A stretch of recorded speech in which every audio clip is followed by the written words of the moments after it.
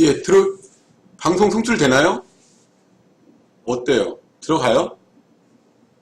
송출되나요? 네. 예, 별풍선 감사합니다. 아이씨. 아이씨. 적응하기 어려운데 이거 적응하면 괜찮은 것 같은데, 이거. 아, 미안해. 아니, 컴퓨터가 이쪽 사양이 좋은데 이쪽으로 옮겨야 되거든, 다. 모니터도 옮겨야 되고. 이것저것 할 게 많네. 잘 들려요?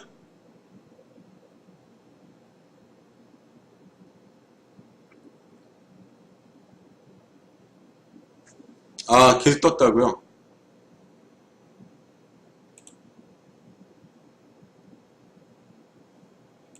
됐네. 아이씨. 저녁들은? 아니, 컴퓨터 되게 비싼 거 샀어요. 근데 지금 이게 모니터 한쪽이 없어갖고, 이거하고 지금 코덱하고 여기까지 더 설치해야 되는데, 괜찮네.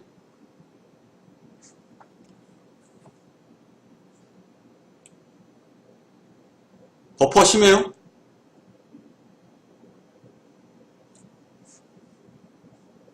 아직까지. 일반일도 좋네요. 아, 감사합니다. 이게 컴퓨터 이쪽에서 방송을 해야 될 것 같아요, 이제. 컴퓨터 이쪽이 더 좋아.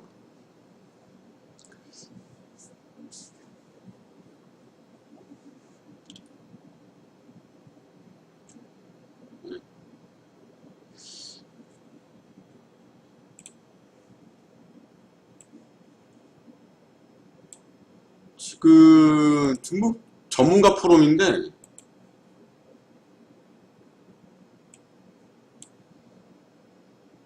이거를 어떻게 하냐. 괜찮네. 사양이 좋으니까 좋네.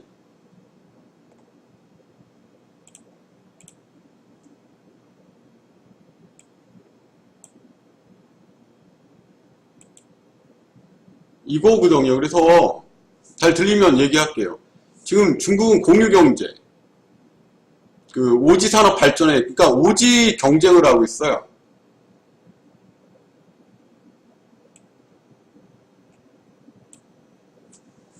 그러니까 중국은 첨단으로 지금 가고 있습니다. 업그레이드 되고 있고, 그리고 건설 쪽은 1대1로, 기관사람 1대1로, 중국 접경 지역에 대해서 1대1로 인프라를 깔고 있습니다. 뭐 석유, 도로, 철강 이런 걸 갖다가 다시 그쪽으로 수출하고 자원을 받고 이런 식으로 가고 있습니다.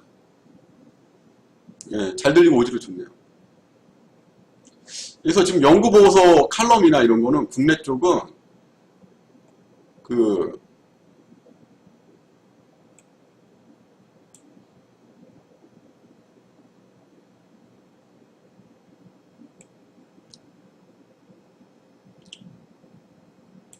그러니까 지금 정치적 안정을 지금 추구하고 있어요. 고용 없는 성장이 중국의 불을 우리 13년 전부터 들어왔던 얘기. 고용 없는 성장이 지금 중국에 닥치고 있고요.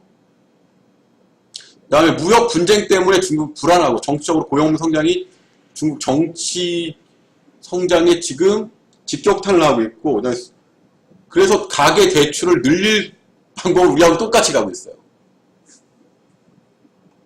해외에 쓰는 거 씀씀이를 강제로 지금 투자를 줄이고 있고요. 네, 국유기업에 대해서는 지금 우리나라의 경제 위기는 가계대출 부실이에요. 일본의 위기는 국가 재정의 위기입니다. 고령화로 인한. 복지사업에 너무 돈이 많이 들어가니까. 그러면 중국 경제 위기는 뭘까요? 중국 경제 위기는 세계의 은행이 1위부터 5위까지 중에 4개 중에 4개가 지금 중국입니다. 두 번째, 국가가 민영화되면서 국책 공공기관 민영화되거나 그렇지 않은 데서 대출이 폭증하고 있죠. 그 얘기는 신금융 시스템이 중국에 정착이 안 됐다는 거고, 그 얘기는 신금융 시스템이 지금 정착되면서 국가 공공기관에 혁신을 하고 있지만 그게 안 되고 있죠. 그러니까 관료주의 국가라고요, 중국은. 그 관료주의가 시장주의로 바뀌지 않는 모순이 많이 발생하고 그 모순 중에 하나가 국영기업 부채 폭증입니다. 그러니까 국영기업의 위기가 중국 경제 위기고 한국 경제 가계부채 위기고 일본은 국가 재정 부실화가 일본 경제 위기입니다.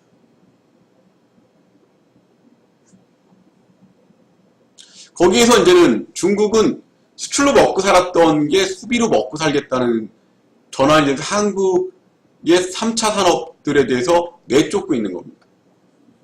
거기다 인력 인프라도 받을 만큼 받았다는 거죠. 기초산업이 강한 대신에 지금 한국이 갖고 있는 5대 수출품 전선에 대해서 눈독을 들이고 있는 게 중국 경제입니다. 거기다 전기자동차라는 산업은 중국이 세계 1위로 급성장하고 있고요. 독일의 쿠카를 받아들인 인공지능과 로봇 기술이 중저가 시장에서 돌풍을 일으키고 있습니다. 그 다음에 중국과 일본과 한국, 베트남 경제, 무역, 협력, 지속 성장성에 대해서는 회의적인 게 베트남과 중국에 대해서는 서로 지금 견제주의가 강해요. 역사적으로 원한이 깊죠. 거기다 국경 문제, 지역주의 문제, 인도차이나 패권 문제가 복합적으로 연결되어 있습니다. 그래서 세율은 지금 아직 고도화되지 않았고요. 거기다 미국의 관세는 계속 압박을 하고 있고 국제 정치에선 대북 문제에 대한 미숙함이 드러나고 있습니다. 세금은 계속 증가하고 있고요. 그러니까 통합과 구조조정이 가속화되고 있는 거예요. 이게 잘못된 중국 경제 추락할 수밖에 없는 거죠. 인터넷이 컸으면 좋겠어요. 알았어요.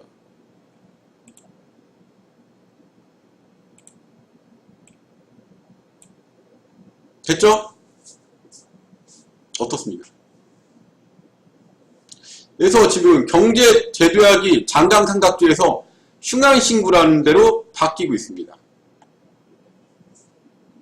그래서 이제 자유무역주의라는 혜택을 받았지만 지금 반대로 지금 가고 있는 상태에서 중국이 지금 세계에서 어떻게 처신할지 지금 심각하게 정치적이랑 경제적으로 도전받고 있는 형국이죠.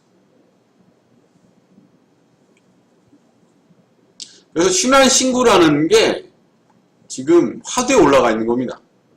그러니까 천년대계, 중국의 꿈, 패권국가죠.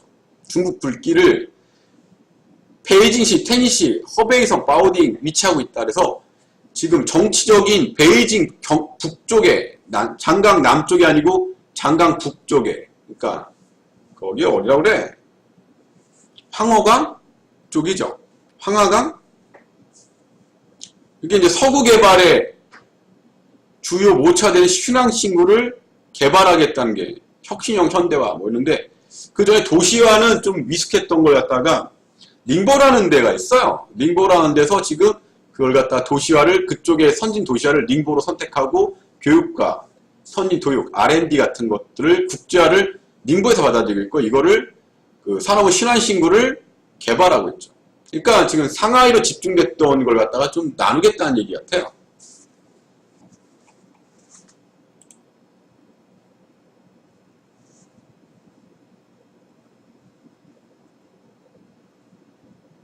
브라질 부패고기 사건이 좀 화두가 되고 있고요. 그러니까 좀 뭐라고 얘기해야 되나?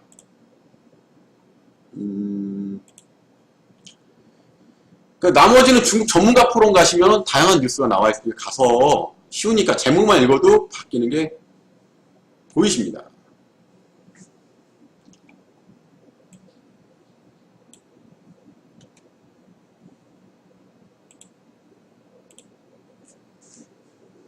그래서 지금 중국은 극도의 한국이 15년 전에 겪었던 민주화 열풍이 아닌 천민 민주화 열풍이 불고 있습니다. 그 얘기는 다양한 언론이 천민화해서 올라오고 있다는 얘기입니다. 어려워? 그러니까 완전 민주화도 완전 자본주의도 아닌 중간자적인 성격이라는 거죠. 관료주의 국가에서 드러나는 어떤 버퍼링 정도로 생각하시면 될 겁니다. 거기에 이제 사람의 위식이라든지 이런 게 따라가지 못하는 거예요. 그러니까 뭐라고 얘기해야 되나? 인적 자원들도 그 수준에 맞춰야 된다는 거죠. 그러니까 우리나라가 지금까지 25,000불, 28,000불, 3만불 가까이 간 거는 민주화 여론 덕분이란 겁니다. 여러분의 자발성. 그러니까 아직은 중국 인민이라는 게 자발성 면에서 한참 후진적이라는 얘기죠. 그러니까 남들 따라가는 전략만 구사했는데 그거에 한계가 온 겁니다. 1차적으로. 1차가 1만 불에 나타났는데 지금 중국이 18,000불에서 1만 불 가는 버퍼링이 나타난 겁니다. 후진국에서 중진국 위기라고 합니다. 우리는 선진국 문턱의 위기라고 하는 거예요. 화면에 채팅이 없었으면 좋겠을 텐데 이거 그 올라가는 데 쪽에서 원화에서 이렇게 됐어요.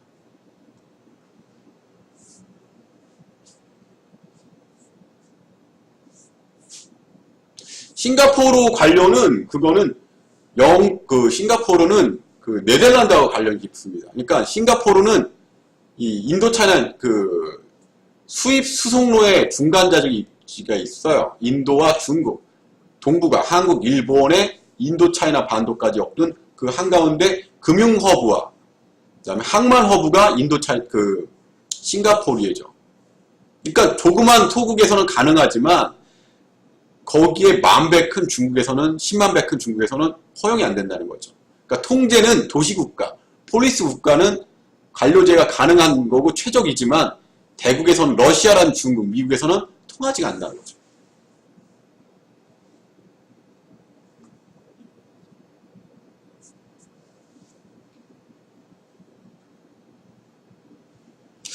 확실히 컴퓨터가 성능이 좋은 게 좋은 거네. 중급짜리 하나 샀더니 괜찮네. 빨리 옮겨와야 되겠다, 좀.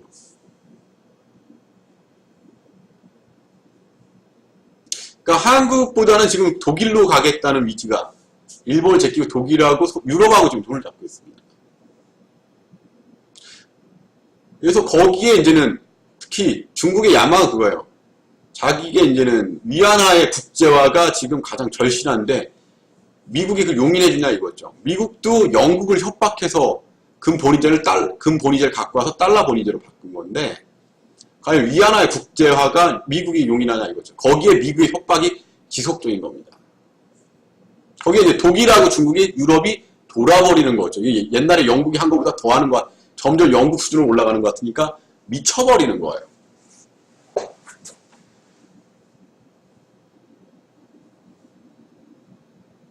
그러니까 그 중국 경제 이면에는 정치적인 후진성과 관료성, 그 다음에 국민들의 어떤 인식 저하성이 천민자본주의로 흐르고 있다는 겁니다.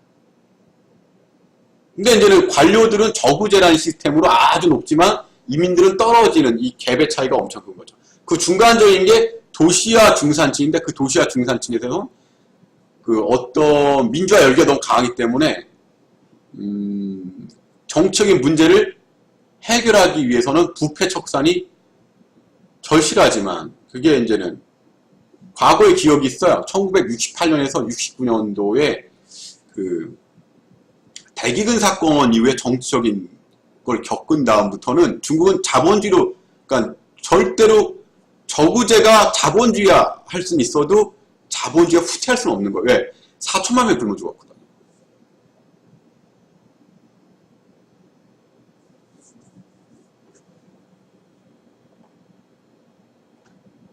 그래서 이제 중국은 지금 한국을 지금 따라 배우는 형국이지만 그것도 어떻게 할지 갈등이 심한 거죠. 그러니까 중국에서는 공산당이라는 하나의 정국밖에 없지만 공산당은 또 하나의 파벌의 각수장이라는 겁니다. 그러니까 지금 1950년대 정치 시스템을 다시 또 어떤 적응을 하려고 한다는 거에 갈등이 있는 겁니다.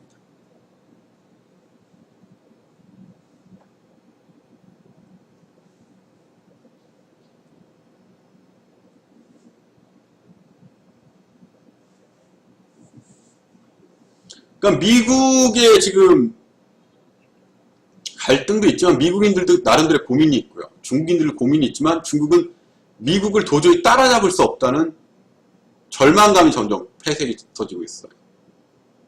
거기에 이제 유럽과 이제 손을 잡는 공동 전략이 있고 일본은 계속 중국을 깐짝깐짝 건드리고 있는 거죠.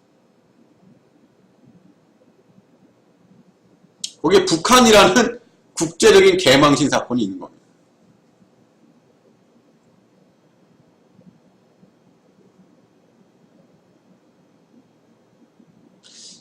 일본을 따라 배우는 게 아니고 유럽의 노하우를 유로피아에 대한 거를 잘 배워야 돼요. 일본에서는 모노코치리라는 그 전략이 있어요. 4차 산업혁명보다는 아날로그와 디지털이 혼합이 돼야 돼요. 여러분. 자꾸만 우리 보고 앞서가라는데 그렇지 않다는 겁니다. 아날로그적 축적도 돼야 되고 디지털적인 축적이 돼서 새로운 감수성적인 4차 산업혁명을 해야 되는데 그게 아니라는 거죠. 그거에 대해서는 일본이 앞서 있고요. 그 다음에 중국 같은 경우에는 그런 게 없죠. 중저가 전략이에요. 무조건. 독일은 이제는 상위 전략을 추구하는데 거기에 우리가 부족한 게 바로 이런 컨텐츠가 부족하는 겁니다. 그 얘기는 이 언론 자유화가 잘 안 되고 있다는 얘기예요. 저도 보면 알겠지만 우리나라의 지금 대부분의 컨텐츠는 지금 유튜브가 휩쓸고 있죠.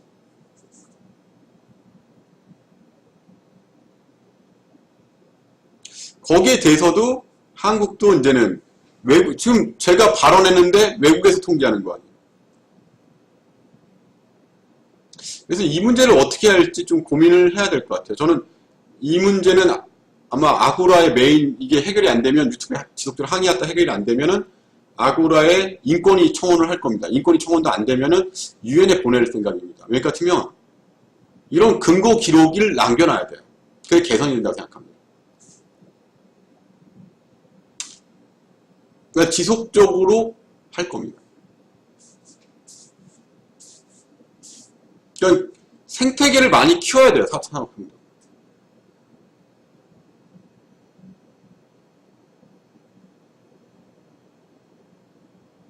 돈이 비슷한데 아프리카의 누구누구 TV 도봉님이랑 영 비슷해요. 히사타파? 그래서 아마 UN, 나중에 안 되면 UN 인권위에 그 진정서가 들어가게끔 여러분이 좀 도와주기 바랍니다. 증언을 해주시고. 근데 보니까 그냥 방치하는 것 같아요, 유튜브가. 거기에 이제는 지적 재산권에 대해서 어떻게 할 거냐 이거죠. 나만 피해자가 아니고 수많은 피해자가 생길 텐데. 오늘 그 유튜브에서 뭐 크리에이티브 초청이 왔지만 사실은 새로 그걸 만든다고 한다는 게 나중에 별로 의미가 없게 된다는 거죠. 잘못해서. 근데 중국 같은 경우에는 지금 다행히 이런 컨텐츠 면에서는 많이 떨어졌어요. 왜? 선망주의가 강하니까 그래요.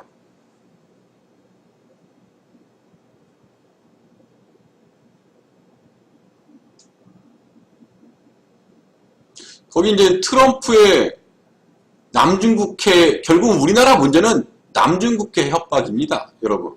대만과 중국 관계, 미국의 그 중국의 태평양 진출을 가로막는, 인도 차이나 반도와 태평양 진출을 가로막는 중국의 의도가 있다고 보고 있어요.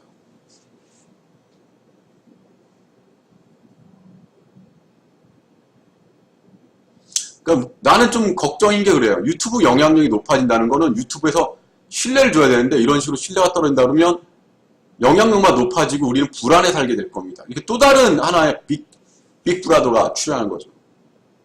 그런 생각도 많이 들어요.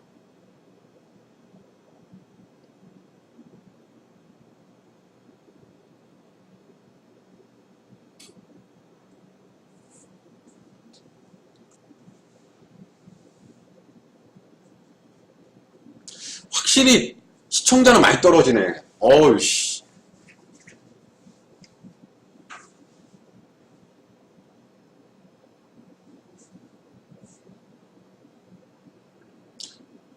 만약 이런 식으로 하면 주가 올린 다음에 폭망시킨 거하고 뭐가 달라?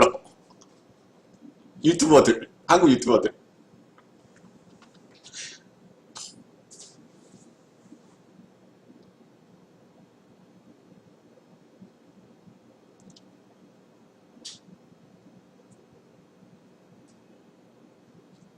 유튜버는, 그러니까 시장은 다양하대요. 아프리카도 있고, 다음도 있고, 여러 가지 네이버도 생기고, 판도라도 생기고, 이런 시장은 커져야 된다. 왜 그러냐 같으면 서로 경쟁을 시켜야 돼요. 내가 볼 때 항상. 그래 우리한테 유리해. 보면 알겠지만. 압박이 들어가야 되거든. 항상 시장을 독식하면 어떻게 돼? 우리가 불리해진다. 이런 거 보면 알겠죠. 그러려면 경고를 계속 해야 돼. 개선이 돼요. 그러니까 나는 비굴하게 그러니 그냥 서서 죽을래. 무릎 꿇고 사는. 그렇게 결심을 했어, 인생. 왜? 여러분들한테 영향을 주니까. 인생 그렇게 살아야지. 우리 그렇게 못하고 나도 비굴하게 살았지만 앞으로 그러지 않도록 할래. 나한테 지속적으로 공격하는 인간들한테 차라리 무릎 꿇고 그들의 눈치를 보느니 그 면상에 침을 뱉겠어요. 난 그렇게 살 거야. 그게 맞다고 봅니다. 앞으로 살아가는데. 무릎을 꿇고 사느니 비굴하게 차라리 서서 침을 뱉고 죽는 게 낫다고 생각해요. 그게 조선인 아니겠어요? 우리는 항상 무릎 꿇고 비굴하게 살라고 강요를 받았습니다. 앞으로 못 그래겠어. 왜? 역같은 족같고 역같은 세상이야. 그래. 무릎 꿇고 비굴하게 눈치를 보고 사느니 그 면상에 침을 뱉는 게 맞다고 봅니다. 우리 그러지 못했어요.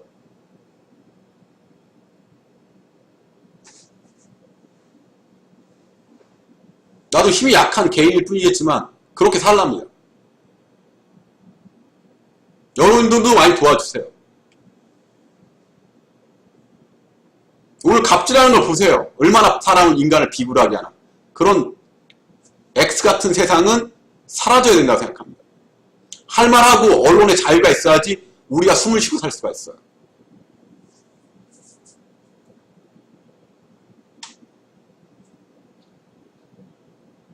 요까지 하고 좀 이따 할게. 나 쉬었다 할래. 목이 아파. 하루 종일 했더니. 그래요. 아무것도 없이 시작했습니다. 겁날 게 없네.